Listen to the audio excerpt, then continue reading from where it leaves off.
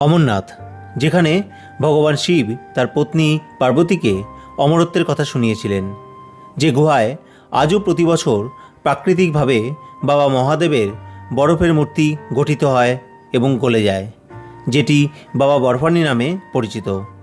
তার একবার দর্শন পেতে প্রতি বছর লাখ লাখ ভক্ত ভারতবর্ষের বিভিন্ন প্রান্ত থেকে ছুটে আসে দুর্গম পথ অতিক্রম করে বাবা অমরনাথের দর্শন করতে। 2026-এর অমরনাথ যাত্রায় আমার যাত্রা শুরু হলো বালতাল বেস ক্যাম্প থেকে। বৃষ্টি পড়ছে, কিন্তু ঘড়িতে বাজে 2:21। পুরো রেন প্রোটেকশন নিয়ে নিয়েছি, নিয়ে এগিয়ে যাচ্ছি, কেননা বৃষ্টিতে ভিজলে মুশকিল। ভালোই বৃষ্টি হচ্ছে এখানে।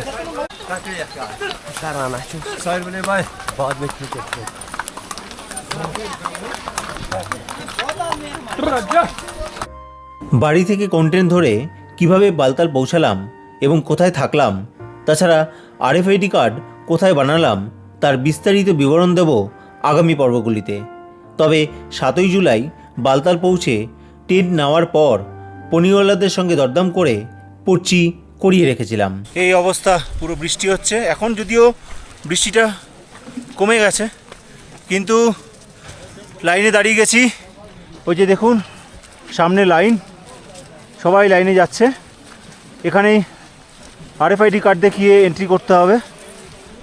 ফুল প্রোটেকশন নিয়ে এসেছি, আর যেহেতু আমাদের গ্রুপে বয়স্করা রয়েছে, তো সবাই একসাথে চলতে হবে। তার জন্য পনি নিয়েছি। পনিটা একটু রিস্ক, তবু পনিতে না গেলে যারা বয়স্ক রয়েছে, একটু এজেড, তাদের পক্ষে সম্ভব না। তাই আমরা সবাই একসাথে 8 জন পনিতে করেই যাচ্ছি। লাইনে দাঁড়িয়ে রয়েছি, 2টো লাইন হয়েছে, এখনও ডোমেল খোলেনি। পিছেও আছে, পিছনেও সবাই লাইনে দাঁড়িয়ে রয়েছে। ডোমেলের সামনে চলে এসেছি। এখানে অ্যানাউন্সমেন্ট করছে যে RFID কার্ডটা, এই যে RFID কার্ডটা খুলে হাতে নিতে বলছে, কেননা এক্সরে মেশিনে চেক হবে বা স্ক্যান হবে, তার জন্য হাতে নিয়ে নিতে বলছে। আর বৃষ্টি এখন থেমে গেছে, বৃষ্টি নেই। সকালবেলা যখন বেরোলাম তখন ভালোই বৃষ্টি পড়ছিল, এখন বৃষ্টি থেমে গেছে। জানি না পরে বৃষ্টি হবে নাকি, কারণ এখন পুরো অন্ধকার রয়েছে, বোঝা যাচ্ছে না। আকাশ মেঘলা আছে, কতটা মেঘলা আছে সেটা কিছুই বোঝা যাচ্ছে না। তো চলুন যাওয়া যাক, আস্তে আস্তে এগোই, আর আগে কি হয় সেটা আপনাদের দেখাবো। ব্যাগ চেক করার পরে এবার লাইনে দিয়ে যাচ্ছি। তো ব্যাগ চেকিং হয়ে গেছে, এবার RFID কার্ড দেখিয়ে তারপরে যাত্রা শুরু করতে হবে। এই হচ্ছে সামনে লাইন, ওই রাস্তা দিয়ে যেতে হবে। ওখানে সামনে চেকিং হবে RFID কার্ড। এই যে এটা মেয়েদের লাইন আর ফ্যামিলিদের লাইন, আর এটা ছেলেদের লাইন। ওইদিকেও মেয়েদের লাইন এবং ছেলেদের লাইন রয়েছে, সব আলাদা আলাদা লাইন রয়েছে। কিন্তু আমরা চেকিং করে চলে আসলাম। এবার ঘোড়ায় উঠতে হবে, ঘোড়ার লাইনে আছে, একটু দেরি হবে। বরফানি বাবা কি জয়। ঘোড়ায় তো উঠলাম, 1 ঘন্টা দাঁড়িয়ে চেকিং করে এসে আমরা দাঁড়িয়ে রয়েছি, ঘোড়াই আসছে না। প্রায় আমাদের 8টা ঘোড়ার মধ্যে 7টা চলে এসেছিলো, একটা আসেনি। প্রায় 1 ঘন্টার উপর দাঁড়িয়ে রয়েছি, অনেকটা লেট হয়ে গেল। একটু আগে গেলে তাহলে অনেক আগে পৌঁছে যেতাম। এর সামনে রয়েছে পর্চি কাউন্টার, তো ওখান থেকেও কিন্তু ঘোড়া পনি পর্চি কাটতে পারবেন। আমরা আগে থেকে কেটে নিয়ে এসেছিলাম, কিন্তু এখান থেকেও কিন্তু পর্চি কেটে ঘোড়া নিয়ে যেতে পারবেন বা পনি নিয়ে যেতে পারবেন অমরনাথ গুহায়।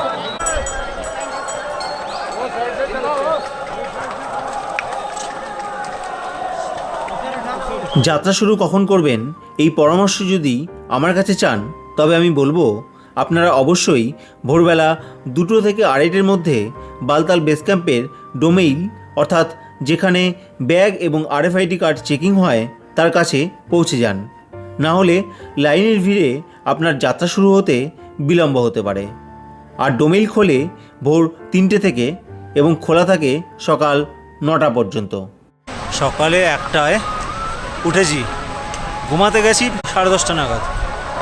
তো 10:30 11টায় ঘুমিয়ে 1টার সময় যদি উঠতে হয়, তাহলে কতটা চাপ থাকে আর ঘুম পায়। ঘোড়ায় চড়ছি মনে হচ্ছে ঘুমিয়ে পড়বো, কিন্তু যেতে হবে, ঘুমালে আর চলবে না।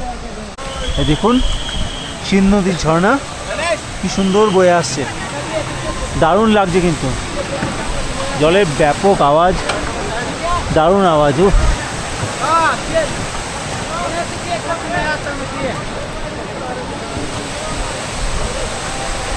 সামনে দেখা যাচ্ছে একটা গ্লেসিয়ার, যদিও এটা পুরনো, আর ওই যে গলে গলে গলে গলে নিচে আসছে।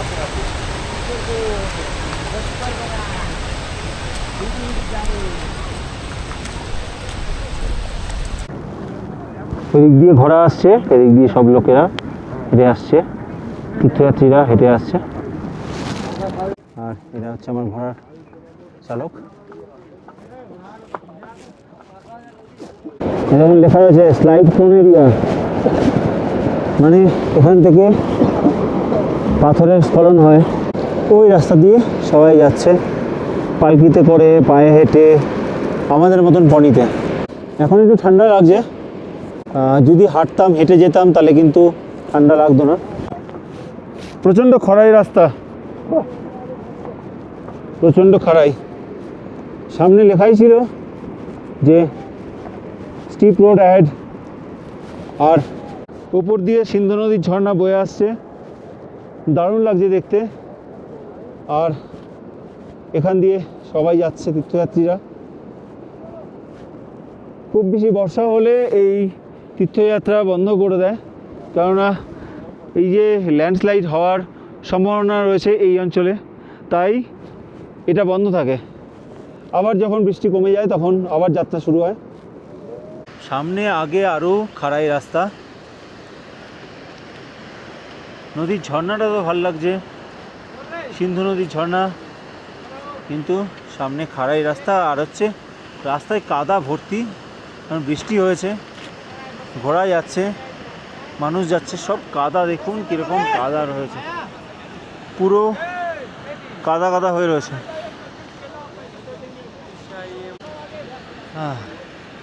এখানে দোকান রয়েছে, দোকানে খাবার বিক্রি হচ্ছে, আর সামনে লেখা রয়েছে যে do not lean on the railing. যারা পায়ে হেঁটে আসছে অনেকে হাঁপিয়ে গেছে, তাই বিশ্রাম নিচ্ছে। সামনে কি খাড়াই দেখুন, বালতালের রাস্তা বলে না। আর নেক্সট স্টেশন হচ্ছে বারাড়ি মার্গ। প্রচণ্ড খাড়াই রাস্তা, খুব কঠিন। কেদারনাথে গেছি, কিন্তু কেদারনাথে এতটা খাড়াই কিন্তু রাস্তা ছিল না, এটা কিন্তু অনেকটাই খাড়াই।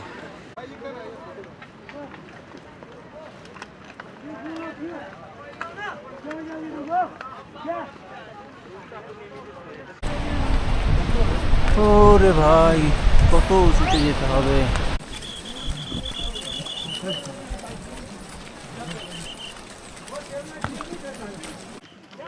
এটা হচ্ছে বারাড়ি মার্গ, পৌঁছে গেলাম বারাড়ি মার্গে। আর এখান থেকে হলিকেবের দূরত্ব 6.2 কিলোমিটার, এখনও অনেকটাই পথ যেতে হবে। কি অবস্থা দেখুন, মানে যারা পায়ে হেঁটে যাচ্ছে তাদের অবস্থা খুব খারাপ, মানে জুতো ফুতো পুরো কাদা, জুতো প্যান্ট সব কাদা হয়ে যাচ্ছে,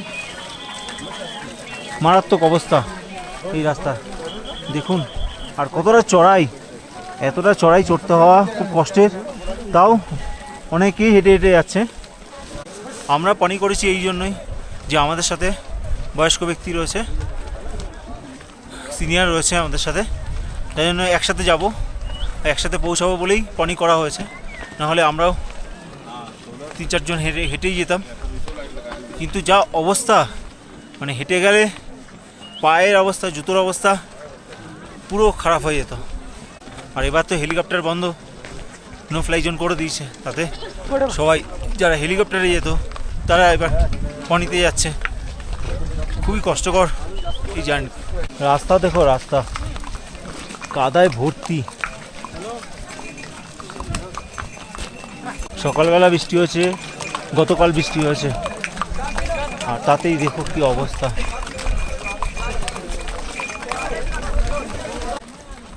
ওই যে দেখুন উপর দিয়ে একটা রাস্তা যাচ্ছে, আর এই আমরা যাচ্ছি নিচ দিয়ে। তো উপরের রাস্তাটা হচ্ছে কালীমাতা দিকে যাবে, আর এটা সঙ্গমের দিকে যাচ্ছে। वो ऊपर वाला जो रास्ता है काली माता होके संगम जाएगा। काली माता अलग रास्ता है, संगम तो जाता ही है सब लोग। वही ना।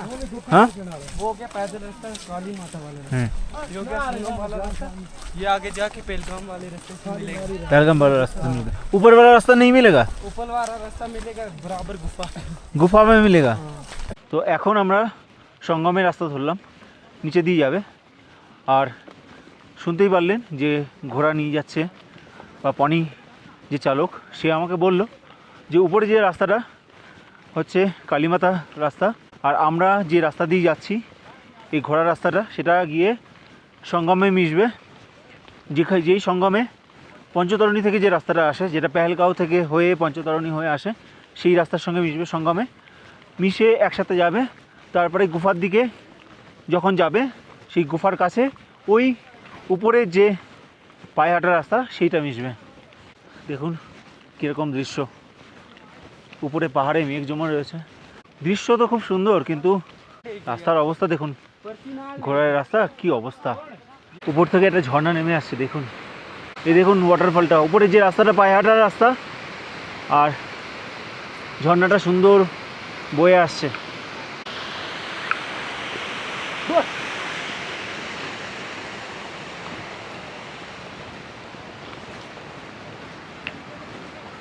গৌতম দা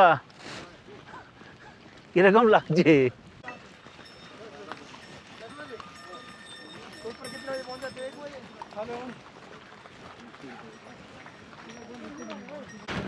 ওই উপর থেকে আসলাম, একদম খাড়া স্টিপ রাস্তা ছিল, প্রচণ্ড ভয় লাগছিল। ইভেন দুবার আমার ঘোড়াটা বা আমার পনিটা পিছলেও গেছিলো, পা পিছলে গিয়ে পড়ে যেতে পারতো। তো নিচে নেমে আসলাম, নিচে নদী, আবার কিন্তু আমাদের উপরে চড়তে হবে।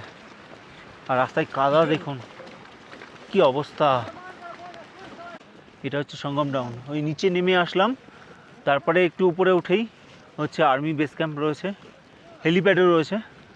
আর এবার আস্তে আস্তে উপরে উঠবো, ওই উপরে যেতে হবে। এখানে লেখাই আছে Indian army welcomes you Amarnath Yatra 2026। দৃশ্য দেখুন, দৃশ্য কি সুন্দর লাগছে।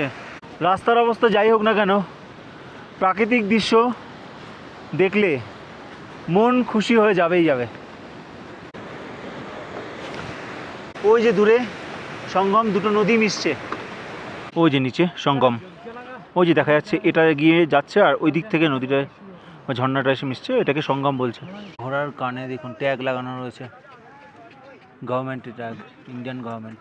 এখনও অনেকটা যেতে হবে, তবে একটা জিনিস আপনাদেরকে দেখাই, সেটা হচ্ছে ওই যে রাস্তাটা দেখছেন, সেটা যে বালতালের পায়ে হাঁটা রাস্তা, ওইখান দিয়ে এসে সামনে আছে কালীমাতা, সেই কালীমাতা পার করে এসে ওই রাস্তা দিয়ে এগিয়ে আসছে। আর এটা হচ্ছে বালতালের পনির রাস্তা, আর উপরে যে রাস্তাটা দেখছেন সেটা হচ্ছে পেহেলগাঁও থেকে আসছে। চলে আসলাম সঙ্গম টপে, এই পনিগুলো আসছে, এগুলো কিন্তু পেহেলগাঁও থেকে আসছে, আর আমাদের এই যে বালতাল থেকে আসছে, এইটাকেই বলছে সঙ্গম টপ। ওই যে এখানটায় লেখাই আছে সঙ্গম টপ। এবার এগিয়ে যেতে হবে। হিন্দিতে একটা প্রবাদ আছে, দিল থামকে बैठिए, তো এখন আমি সেটাই বলবো যে দিল থামকে बैठिए, अभी दिखेगा वो होली केव, বহু প্রতীক্ষিত সেই অমরনাথ গুহা, সেটাই দেখা যাবে। ওই যে দেখুন, ওই যে দেখা যাচ্ছে দূরে, দূরে দেখা যাচ্ছে হোলি কেভ। বহু দিনের প্রতীক্ষা সেই হোলি কেভ দেখব, দারুণ এক্সাইটেড লাগছে। কতক্ষণে গিয়ে পৌঁছাবো, কতক্ষণে বাবা বারফানিকে দেখব, সেই ইচ্ছা আছে। যদিও এবার শুনেছি যে বাবা গলে গেছে, অল্প একটু রয়েছে, যেটুকুনি আছে যদি সেটুকুনি দেখতে পারি সেটাই বড় প্রাপ্তি। তো দেখা যাক পৌঁছে বাবার কতটা দর্শন করতে পারি। হোলি কেভ এখান থেকে এখনও প্রায় 2 কিলোমিটার মতন দূরে দেখা যাচ্ছে সেই হোলি কেভ।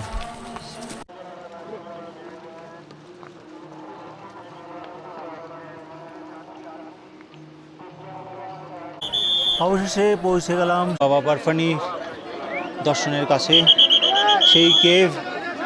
প্রচুর লোক দর্শন করে ফিরে যাচ্ছে, আবার অনেকে যাচ্ছে আমাদের মতন দর্শন করতে। দেখুন কত কত লোক রয়েছে, প্রতিদিন আসছে এই বাবা বরফানি দর্শন করতে। ওই যে দূরে দেখা যাচ্ছে বাবা বরফানির কেভ। ভোর 4টেয় যাত্রা শুরু করে সকাল 9:30 নাগাদ আমরা পৌঁছে গেলাম অমরনাথ গুহা থেকে প্রায় 2 কিলোমিটার দূরে, যেখানে পনি ছেড়ে আমাদের পায়ে হাঁটা যাত্রা শুরু হলো। ওরা আমাদের অনেক আগে নামিয়ে দিল, যেতে দিল না।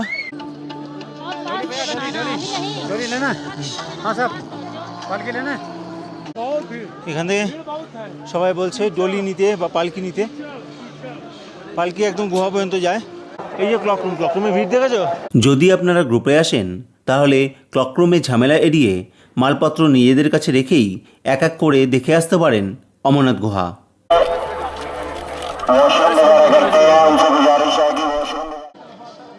এখন হেঁটে হেঁটে যাচ্ছি হোলি কেভের দিকে। প্রায় 1 কিলোমিটার হাঁটতে হবে, তারপরে সিঁড়ি পার করে যেতে হবে। আর আর ক্লকরুম ছিল ব্যাগ রাখার আগে, কিন্তু উপরেও আছে, তো আগে রাখিনি।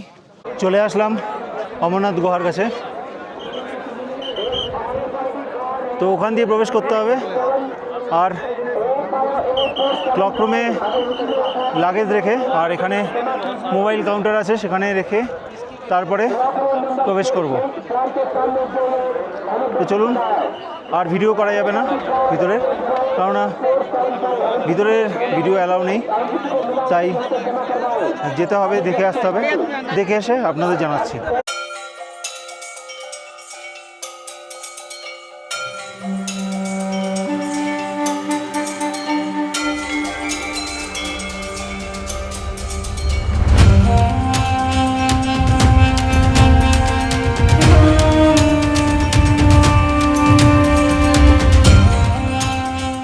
অমরনাথের পবিত্র গুহা দর্শন হয়ে গেল, দেখে আসলাম। আর গুহাতে সেই যে দুটো পায়রা ছিল, সেই পায়রা দুটোও দেখলাম। তবে অমরনাথে মহাদেবের যে আকৃতি সেটা এখন আর নেই, কমে গেছে।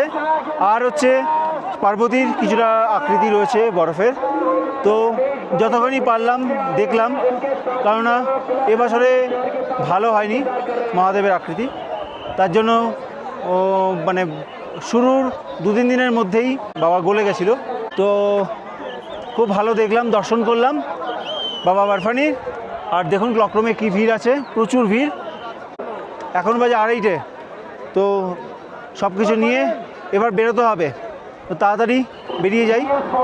আর আমার জার্নি আপনাদের কেমন লাগলো কমেন্ট করে জানাবেন। প্রচুর লোকের ভিড়, প্রচুর ভক্তের ভিড়। সবাই এসছে বাবা বরফানির দর্শন করতে।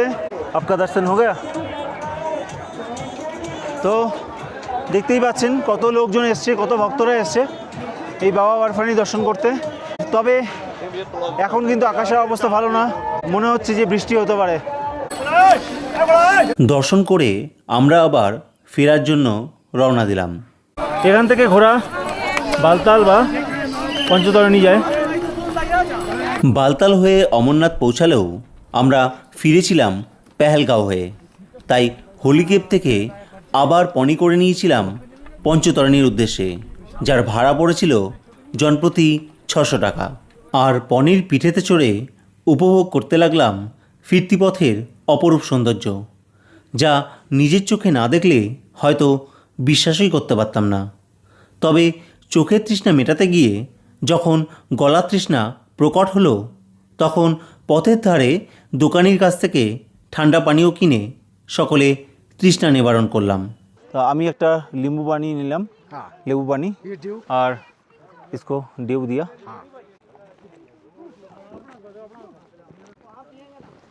দেখুন পাহাড়ের খাজে কি সুন্দর ফুল ফুটে রয়েছে। একটু জুম করে দেখাই। এই দেখুন ফুলগুলো কি সুন্দর, দেখুন কি সুন্দর লাগছে এই ফুলগুলো, পাহাড়ের গায়ে ফুটে রয়েছে, অসাধারণ লাগছে। আর লাল লাল ফুলও আছে। ও ও সো বিউটিফুল। লেখা আছে Panchtarini 2 kilometre, Pushpatri 10 kilometre, M G top 12 kilometre.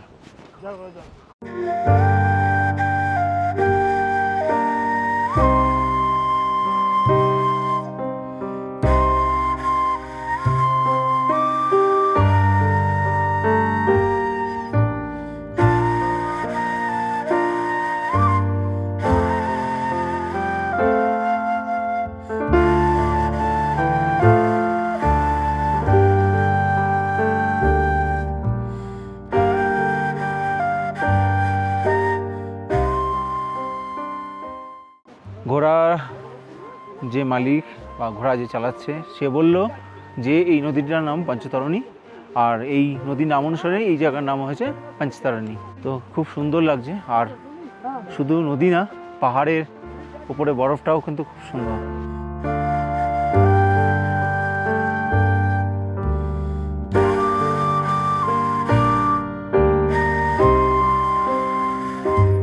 Hindu পুরাণ অনুসারে 11,500 ফুট উচ্চতায় অবস্থিত পঞ্চতরণী হল সেই স্থান যেখানে ভগবান শিব দেবী পার্বতীর সঙ্গে অমরত্বের রহস্য উদ্ঘাটন করতে অমরনাথ গুহায় প্রবেশ করার পূর্বে ভূমি, জল, বায়ু, অগ্নি ও আকাশ এই পঞ্চভূতের বলিদান করেছিলেন। এই যে পঞ্চতরণী প্রায় চলেই এসেছি, প্রায় 1 কিলোমিটার, আর চন্দনওয়ারি এখান থেকে 27 কিলোমিটার। ওই যে দূরে সব বেস ক্যাম্প রয়েছে, সব ক্যাম্পগুলো রয়েছে, তো ওখানে গিয়েই আমরা আজকে থাকবো।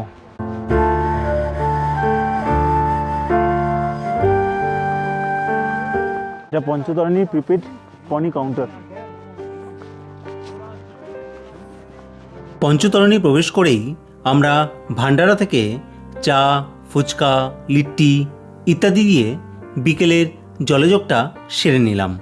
এখানে যে টেন্টগুলো রয়েছে সেই টেন্টের চার্জ দেওয়া আছে, বা কত চার্জ নেবে।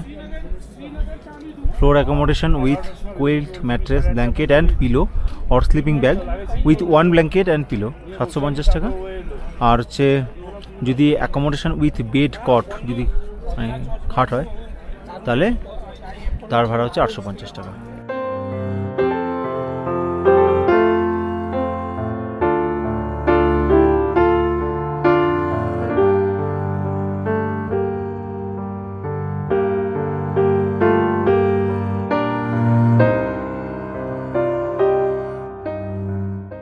আর এখানে প্রচণ্ড ঠান্ডা, আসার পর থেকে বৃষ্টি হচ্ছে, ঠান্ডাটা একটু বেড়ে গেছে, তো তাই জন্য এসে শরীর চাইছিল না, তাই ঘুমিয়ে পড়েছিলাম। উঠলাম, উঠে একটু খেয়ে আসলাম। এই সামনে ভান্ডারা আছে, তো ভান্ডারাতে যা লাইন আর জল, বাপরে বাপ, ঠান্ডা। তো খেয়ে দিয়ে এসে শুয়ে পড়লাম, একটু ভালো করে ঘুমাতে হবে, মানে যেহেতু অমরনাথ যাত্রায় যাবো তার জন্য ঘুম হয়নি রাত্রিবেলা, তো তার জন্য ঘুম হয়নি, একদিকে ঘুম হয়নি, একদিকে খাওয়া হয়নি, মানে গতকাল রাত থেকে আজকে পর্যন্ত সেরকম কিছু খাওয়াই হয়েছিল না, তো তাই জন্যই একটু রাইস ফাইস খেয়ে নিলাম, কারণ ঘুমানোর পালা। কালকে এখান থেকে পঞ্চতরণী হয়ে যাওয়ার কথা পেহেলগাঁও, দেখা যাক কতদূর যেতে পারি। তো আজকের যে অমরনাথ যাত্রা এবং যাত্রা করার পরে যে আমরা পঞ্চতরণীতে আসলাম সেটার সমস্ত ডিটেলস আপনাদের দিলাম। কেমন লাগলো সেটা কমেন্ট করে জানান, আর ভালো লাগলে অবশ্যই লাইক করুন, শেয়ার করুন, আর ভাগ্যবান বিপুল চ্যানেলটিকে অবশ্যই সাবস্ক্রাইব করে রাখুন। তাহলে এখনকার মতন টাটা, দেখা হচ্ছে পরের ভিডিওতে।